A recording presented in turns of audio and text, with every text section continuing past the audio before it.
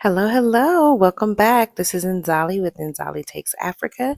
Yes, it is week 3 here in Nairobi, and this week I was able to actually put on some clothes and get out of the house besides, just running errands and buying little things for the house. So, this week I was able to make it to the Talent Nairobi Tech Networking event, and this was a really, really dope event. It was hosted by one of my fiance's friends and his business partner, and basically it was a time for talent, recruiters, and founders to all be in the same room and get to know each other and network. They even had this like speed dating or speed networking type of activity that they did. We had a few icebreakers. They also allowed people who were recruiting to get up and to speak about what they were looking for. And so, again, I just want to say shout out to Toby. There he is. Thank you so much for the invite. And look at Dinah. This is some of the talent that I met there. I mean, it was a really cool event. I definitely got up and talked about She Works Digital Africa and the power of the pivot, the power of having transferable skills. And, it was cool. And of course, once I was back home, I had to hit the kitchen. I don't know what it is about Nairobi.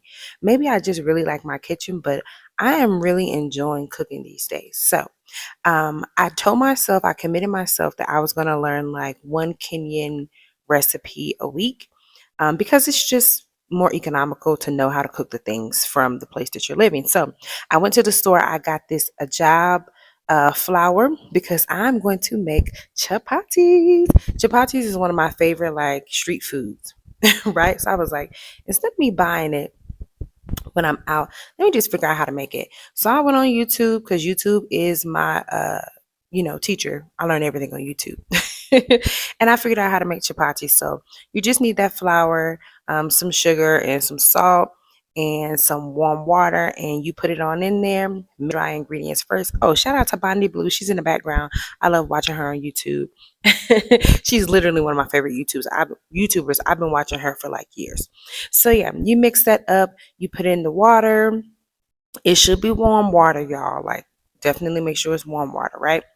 Go ahead and put that in there, and you're gonna mix it in. It's gonna be a little bit sticky. Okay, it's gonna be sticky, but you just mix, mix, mix, and you're really trying to make a dough. That's basically what's happening here. You're making a dough that you are going to eventually, you know, roll out and all that kind of stuff to make the chapati. So you can see me here just really trying to get this dough to form. It was a bit sticky. Eventually, I definitely had to put in a little bit more of the dry flour so that it could start to kind of mold together and it wouldn't be so sticky. So you see me there, honey. This is a process. Okay, I sped up the video, and even when I was watching videos on how to make chapatis, it looked like it was so fast. This is not a fast process. Okay, you can only make chapatis like once a week, and I would say when you make it once, like make a big batch so you don't have to make any more. So yeah, you see me here. I've taken it on out. I think I actually let it sit for a little bit before I did this part. I might have. I don't know. We have to see. But yeah, you're gonna add a little oil on there too to kind of get that dough to form. But yeah, honey, I was in my baking bag. Okay. Well, can I consider it baking? Because chapatis, you actually kind of fry them. But nonetheless, once you get that dough feeling good, kind of molded the way that you need it to be. You put the oil on there, keep on molding, molding, molding. Eventually, it's going to become nonstick, right? And then after you do that, then what you're going to do is go on over and you're going to start to like separate them into smaller little balls, right? And so once you separate them into a smaller little balls, you're going to roll it out. This is what I'm telling y'all. Chapatis is a process. Okay, because you getting it into the dough isn't the only thing. Once you separate it, right, then you got to take it back out, roll it out, put a little oil on there, then you're gonna roll it again. It's almost like you're making a cinnamon bun, right? So you're gonna roll it, roll it, roll it, roll it, roll it. I'm gonna roll it, roll it, roll it, roll it. Um, Forgive me, y'all. So yeah, you roll it, you kind of stretch it out, and then you make like what we would call in the States like a cinnamon bun. So you just kind of roll it again. And I believe this step here is what helps you create the layers of the chapati. That's what y'all gonna see in a little bit, the layers. Okay, so after I had separated it into all those little separate bowls, then I had to go back out. Because I didn't like the way that looked.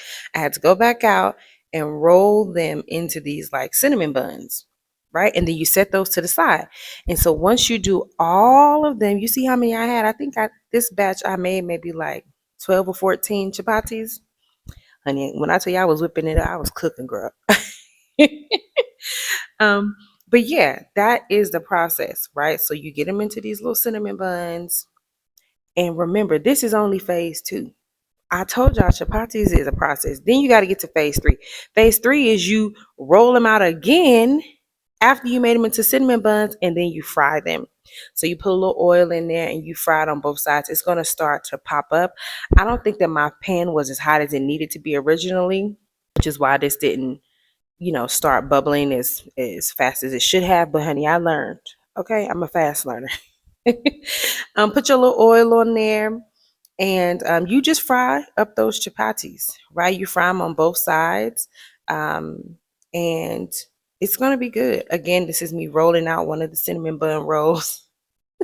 That's what I like to call it, in preparation. You always want to have like 3 or 4 kind of like sitting and ready, just so that your process can kind of go a little bit faster. I'm limited on the counter space, so I did like, 2 at a time, but you could do more if you want to. You get me? So yeah, I'm rolling it out, honey. Like I said, this is the process, and honestly, it was kind of relaxing. If I'm just being honest, like once you got in the flow, once you kind of get into knowing what you're doing, then it really is kind of like not a bad process. So yeah, you put them on in there, you put your little oil on there, you're gonna let it bubble, then you'll flip it once or twice, make sure that it has a good little color and that the dough finished, and then put it to the side. Now, while I was making the chapatis, I also was making my beef stew that I learned how to make. Ooh, now y'all look at these. Look at them chapatis, great. When I tell you, I be in here Martha Stewarting it up. So yeah, we made those chapatis. I made some beef stew. I also made some spinach with some corn on the cob, and so I was just rolling those up to put those on the side for ending. Again, we had the beef tips, or I think that's what they call it in Ethiopia, but in Kenya it's like beef stew. So I had that, and we had the spinach, and I just wanted to go ahead and dish that up.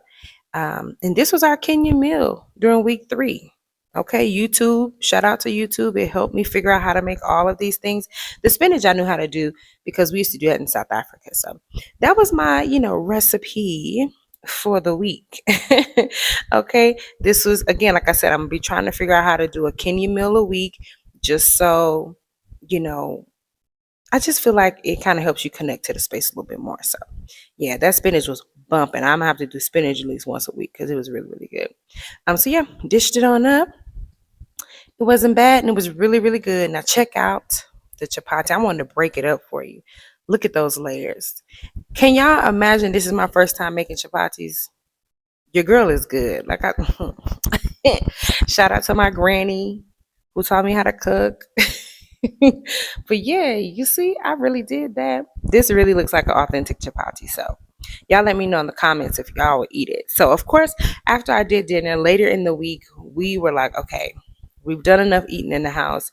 We definitely want to go on a date night. So after I did that dinner later that weekend, we had date night. On Instagram, we found this like movie night spot where you go and it's like a outdoorish, it was a rooftop, right? Movie night. And so they give you your little badge. Your ticket comes with activities like painting, like paint and sip, and they gave me this cute little rose. I wasn't even expecting that. Yes, when you walk in, they have your names placed. So you see Indy, you see Inzali, and they have this little bucket where you can place your belongings. Your ticket also comes with food. So it was like chicken strips and chips, or French fries, I should say. They give you these headphones so that you can hear. Apparently, this is something new that they've been doing with the headphones, but it really did add to the experience. Like you feel like you were in the movie. So it had a little barn-like theme, but it was really cute. So when we first went in, they had the paint and sip activity set up.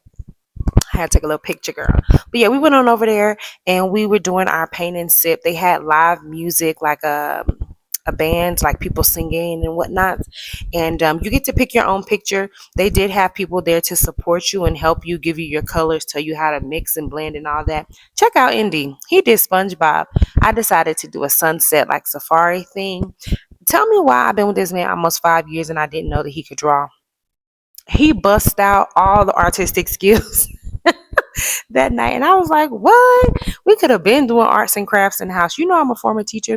So yeah, that's his sketch. And we just was really vibing. Like the music was good. The vibe was good. You can see my pictures coming along. This is the final product. Yep, I can cook and I can paint. This is Indies. He did SpongeBob. And people kept taking pictures of our pictures. So I think we did pretty good. And after that, they were like, come on over. It's time to start the movie.